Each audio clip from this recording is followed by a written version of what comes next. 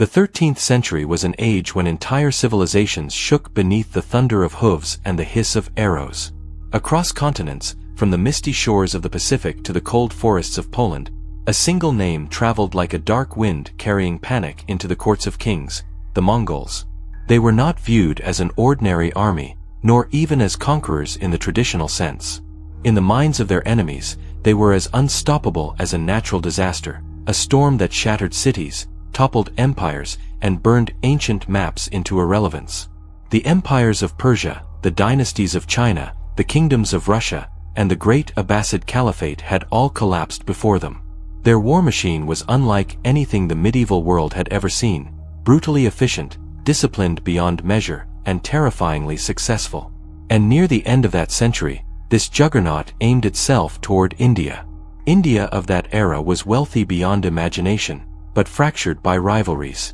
Dozens of kingdoms, each glittering with riches, stood apart rather than united. From afar, they must have looked like perfect prey. In the Chagatai Khanate, which ruled Central Asia after the division of the original Mongol Empire, ambition pulsed like a heartbeat.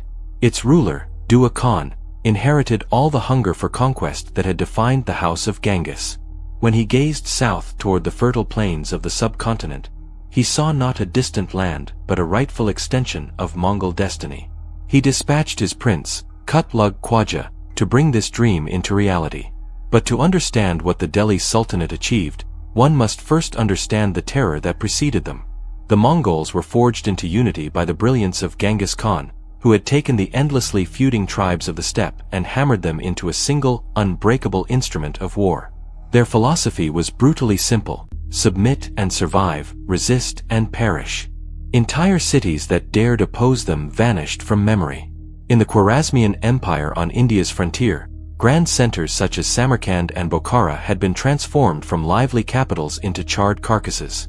Their people were annihilated, their libraries burned, their streets filled with ash. This was not mere conquest. It was the breaking of civilizations.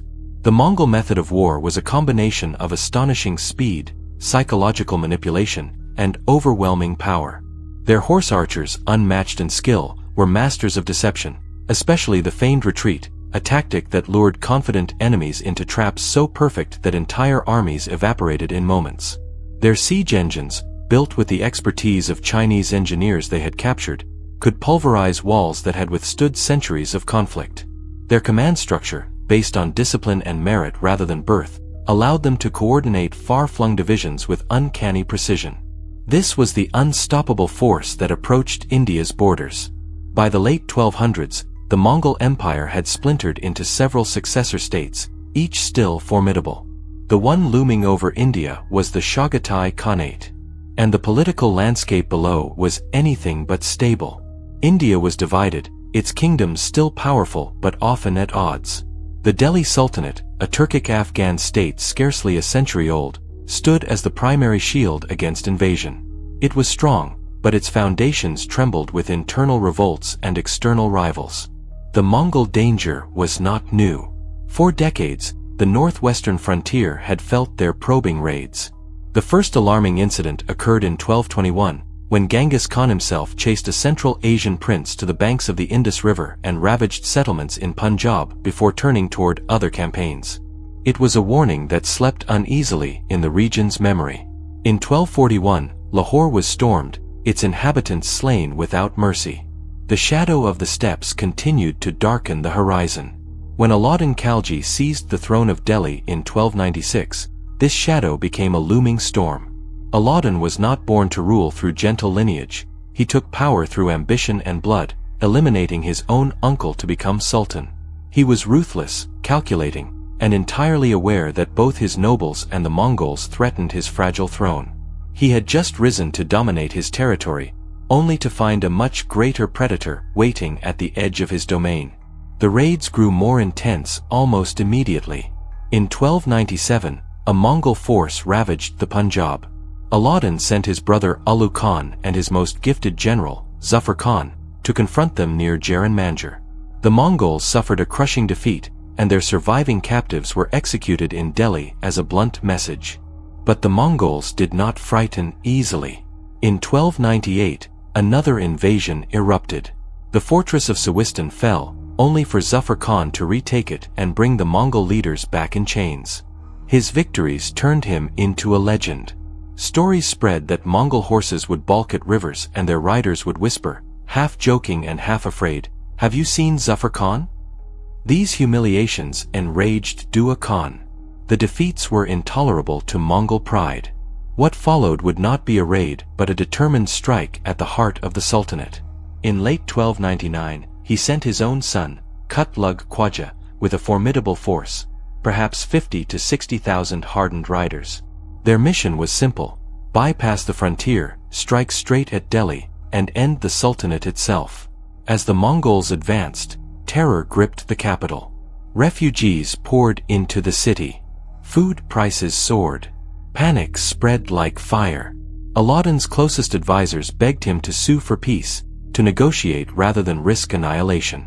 Against the greatest conquerors on earth, fear seemed rational. Yet Aladdin rejected all pleas. He stated that a ruler who hid behind walls would deserve no loyalty from his people. He would face the invaders in open battle. But beneath his defiant words lay something deeper, a system he had carefully engineered from the moment he became sultan. A system that was about to become India's shield. Aladdin Khalji's decision to meet the Mongols in open battle was not reckless bravado. It was the declaration of a man who had been preparing for this moment long before the enemy appeared outside Delhi. He had looked at the terrifying effectiveness of the Mongols and realized that defeating them required more than battlefield courage. It required reshaping the very structure of his state. His greatest weapon was not a sword, nor an elephant, nor a general. His greatest weapon was the system he had built. War demanded endless money, and Aladdin understood this with an icy clarity. The old way, granting nobles land and relying on them to supply troops, was both inefficient and dangerous. It created semi-independent lords who owed only loose loyalty to the throne. Aladdin wanted an army that served him alone, one that could be mobilized instantly and maintained permanently. That meant a standing army paid directly in coin. But paying thousands of soldiers' wages every month was a burden that had crushed rulers before him. To solve this, Aladdin turned to relentless economic reform. He ordered a complete survey of agricultural land in the rich northern plains, instructing officials to measure fields with exact precision. Taxes were raised to half of all produce, an enormous demand, but the administration that enforced it was rigorous. Middlemen were eliminated. The flow of revenue into the treasury became steady and enormous. It was the financial backbone of his war machine.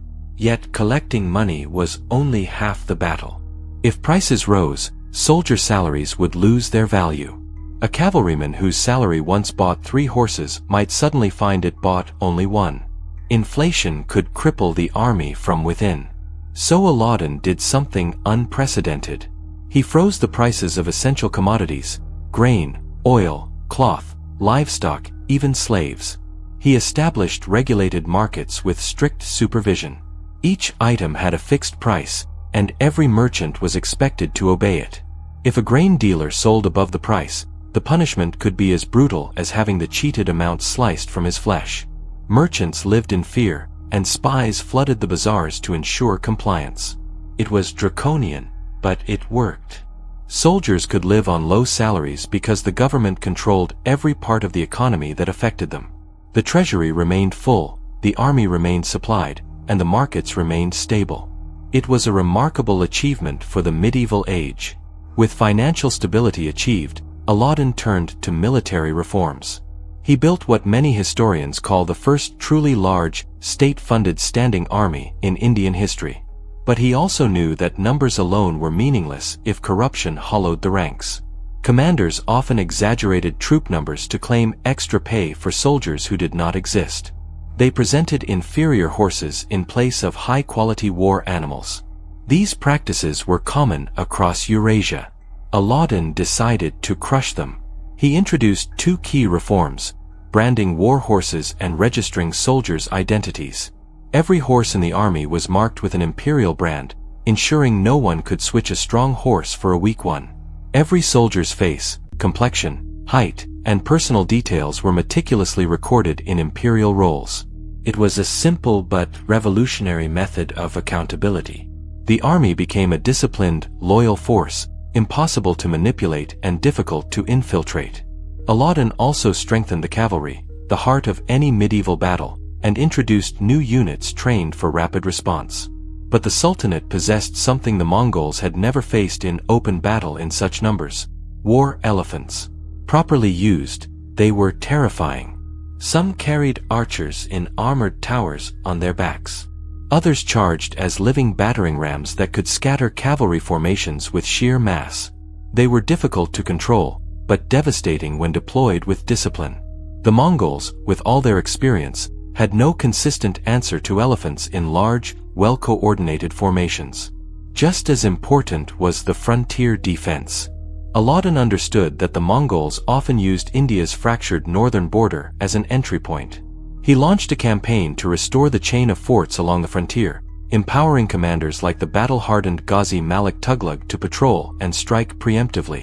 These forts acted not only as defensive barriers but also as forward operating bases. Ghazi Malik, in particular, began raiding Mongol territory himself, destroying their preparations and disrupting staging areas. It was a reversal of roles, the hunted becoming the hunter. By the time Kutlug Khwaja and his army appeared on Indian soil in 1299, Aladdin had already planted the seeds of their defeat. His reforms had transformed the Sultanate into a tightly controlled, highly efficient military state, capable of resisting the most feared warriors on earth. The Mongols marched toward Delhi with confidence born from decades of victory. Their advance bypassed every frontier fort and headed straight for the capital, intending to strike a fatal blow before the Sultanate could gather strength. News of their approach sent shockwaves through the region. Farmers abandoned fields, entire families fled to Delhi, and the city swelled with refugees. With scarcity rising, merchants exploited fear, and prices soared. The same city that depended on Aladdin's strict economic controls now watched them strained to their limits. In the palace, anxiety spread among the court. Aladdin's closest advisors, terrified by the possibility of complete destruction, urged him to negotiate. They suggested sending gifts, money, even hostages, anything to divert the storm. But Aladdin refused.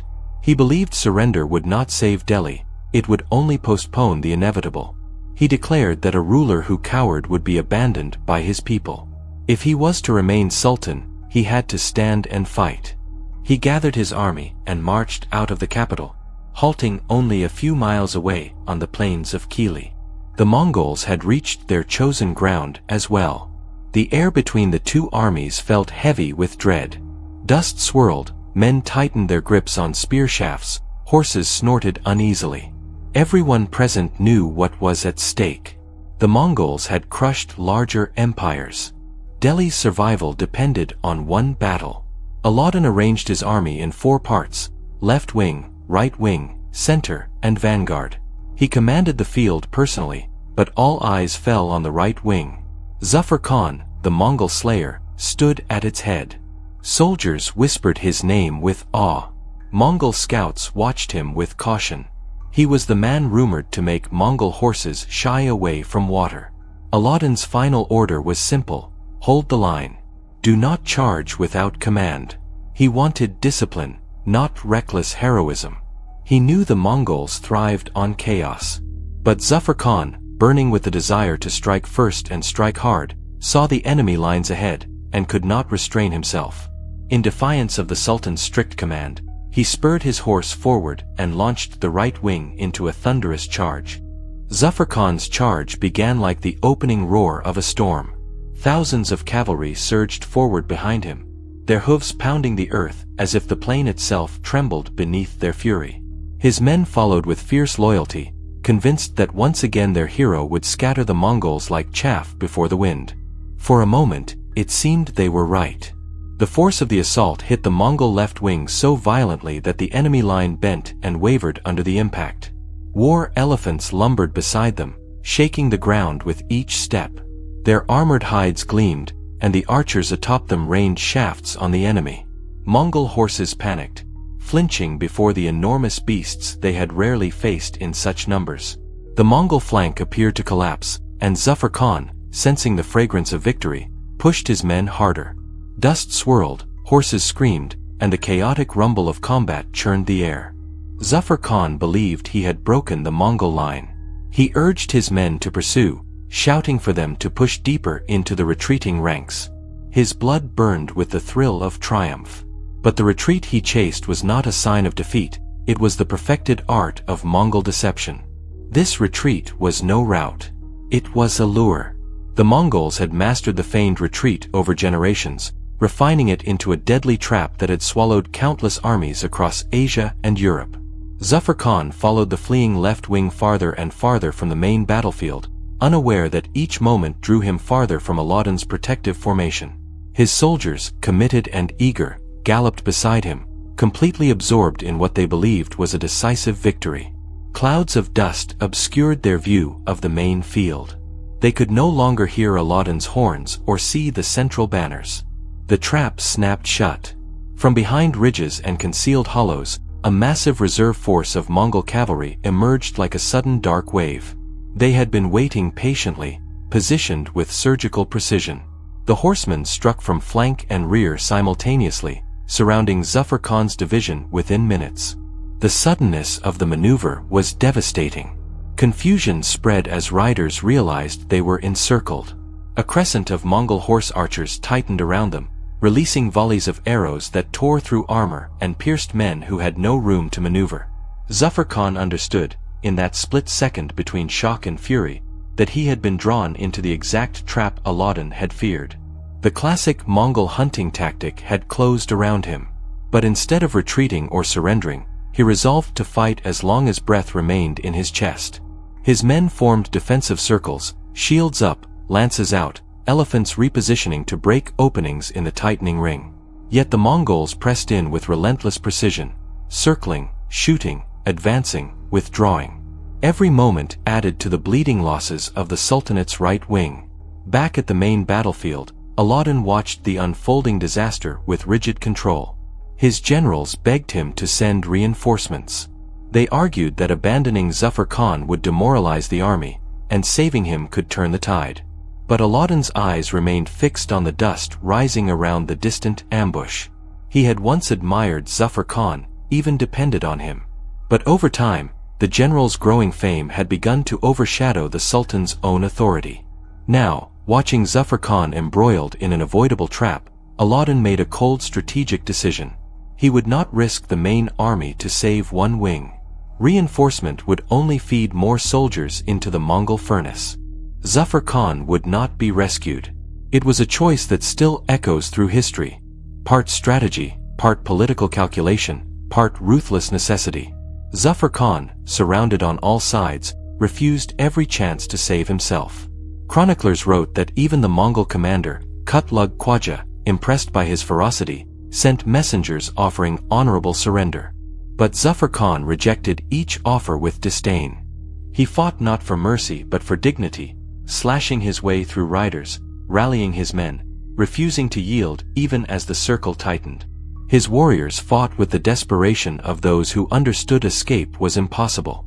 And in that cauldron of dust and blood, they inflicted heavy losses on the Mongols before falling one by one. When Zafar Khan finally fell, it was said that he died still facing the enemy, surrounded by the bodies of his closest soldiers. The destruction of the right wing should have shattered the Sultanate's confidence. The Mongols, believing the battle essentially won, reorganized and advanced to smash Aladdin's center. The Mongol momentum was powerful. They were accustomed to battles turning at exactly this moment. When the enemy's formation broke, morale collapsed, and one final charge secured victory. They expected the same pattern now. But for the first time in their long history of conquest, the Mongols encountered something unexpected, an army that did not break. Aladdin's center was composed of the standing army he had spent years molding. These soldiers were not the hastily gathered levies or noble retainers encountered by other Mongol armies. They were professional, well-paid, tightly disciplined men who owed loyalty to the Sultan alone. As the Mongol wave crashed into them, the line held. Shields locked, spears braced, archers behind them releasing precise waves of arrows. The battlefield roared with clashing steel, war cries, and the drumming of war elephants shifting into position. Seeing the moment had come, Aladdin unleashed his most formidable weapon. War elephants surged forward, not in an uncontrolled rush but in coordinated formations guided by experienced handlers. Their tusks were capped with iron, their armor gleamed under the afternoon sun, and the archers mounted on their backs sent deadly storms of arrows into the Mongol ranks.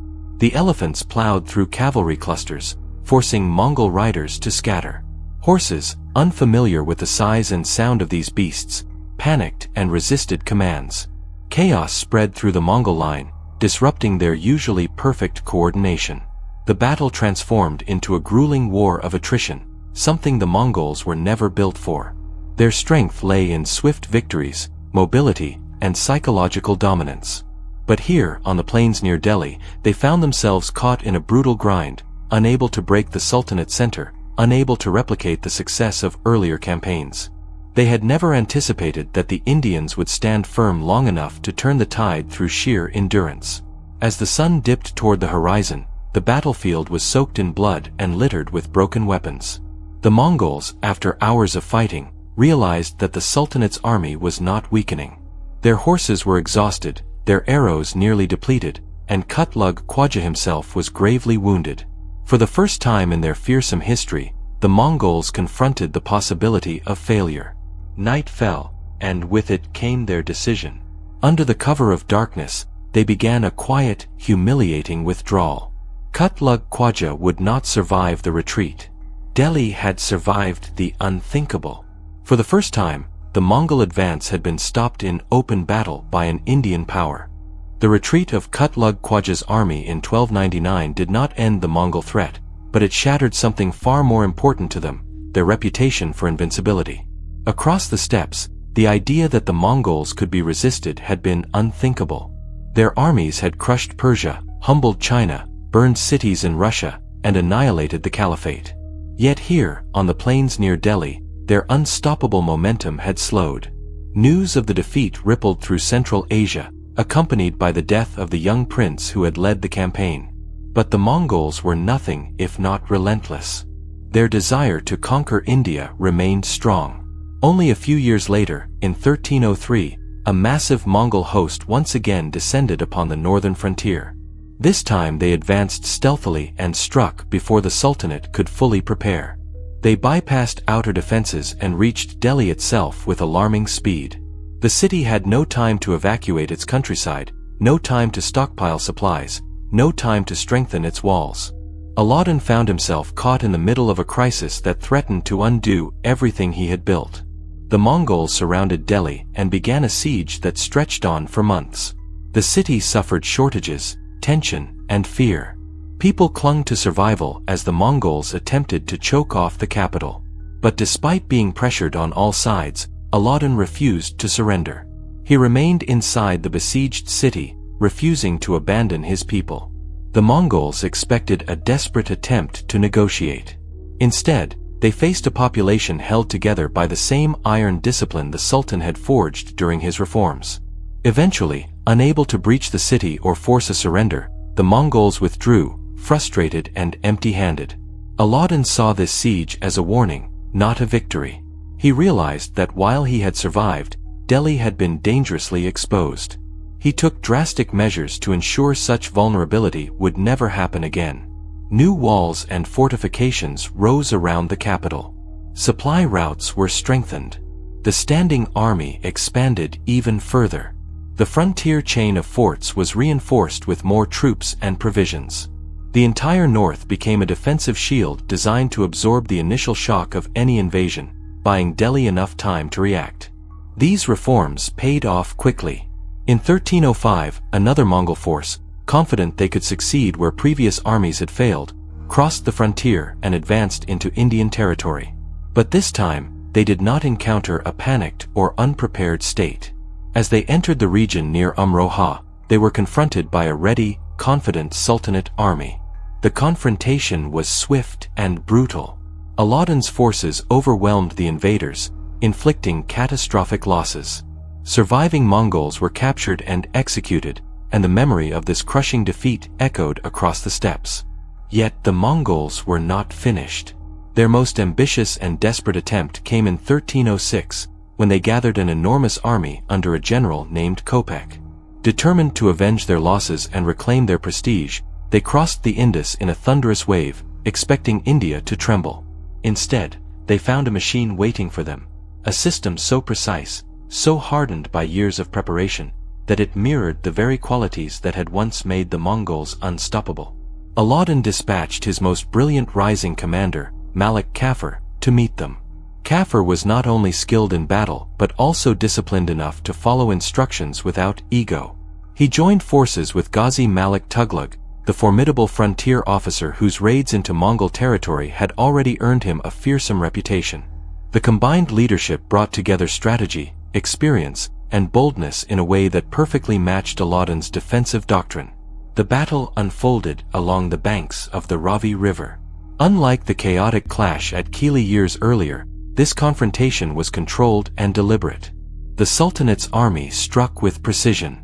Their cavalry executed fierce charges. Their archers maintained deadly volleys. War elephants advanced steadily, disrupting Mongol formations and tearing apart their mobility. This time it was the Mongols who faced the suffocating strategy of encirclement. Their horses found no room to maneuver. Their archers struggled against the barrage of arrows launched from fortified positions and elephant-mounted towers. The riverbanks became a trap, offering no easy retreat. Kopek's army collapsed under the relentless pressure. Some fled into the river's currents. Others were cut down in the chaos. The Mongols suffered what may have been their worst defeat on Indian soil. Chroniclers later claimed that hardly a fraction of the invaders survived, though the numbers were likely exaggerated by court historians eager to glorify Alauddin. Still, there was one undeniable truth: the Mongols had been dealt a devastating blow. Alauddin's response to the victory bordered on psychological warfare. Thousands of captured Mongols were executed, their heads displayed in grim towers outside Delhi. It was a horrifying sight, meant not just to punish but to send a clear message across Central Asia. The Mongols, who had once used fear as a weapon against the world, now saw that fear turned back toward them. The empire that had terrified continents was now being challenged with equal brutality. After the failure of Kopek's invasion, something changed in the Mongol world. While minor raids would continue in later years, the dream of conquering India, once seen as inevitable, quietly died. Part of the reason was internal turmoil. Dua Khan died in 1307, and succession disputes weakened the Chagatai Khanate. But the deeper cause was simpler and more practical. India had become too difficult to conquer. The cost was too high, the resistance too fierce, and the rewards uncertain. India, once seen as a glittering prize, had transformed into a fortress bristling with discipline and resolve. Delhi had done what few powers in the medieval world had managed. It had stopped the Mongols. The collapse of the great Mongol invasions marked a turning point not only for the Delhi Sultanate but for the entire Indian subcontinent. Across the world, civilizations had crumbled under Mongol pressure. The Abbasids, once the intellectual center of the Islamic world, had vanished beneath their armies. The Khwarezmian Empire had disintegrated. China and Russia lived under Mongol rule for generations. Yet here, on the plains of northern India, the tide had turned. Alauddin Khalji had accomplished what far older and wealthier empires could not. He had held the Mongols at bay and driven them back in defeat. And in doing so, he reshaped the future of India. Inside the Sultanate, the victory solidified Alauddin's hold on power in a way nothing else could have. Before the Mongol invasions, he was a usurper who had seized the throne through cunning and violence, ruling over nobles who despised him. After the invasions, he became the man who saved Hindustan from the greatest military force on earth. His authority became absolute. Even those who hated his harsh taxes and severe punishments could not deny that his methods had worked.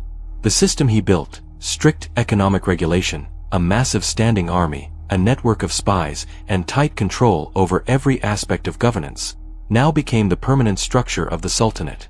But victory also sharpened Alauddin's appetite for expansion. The war machine he had constructed for defense was now free to move south.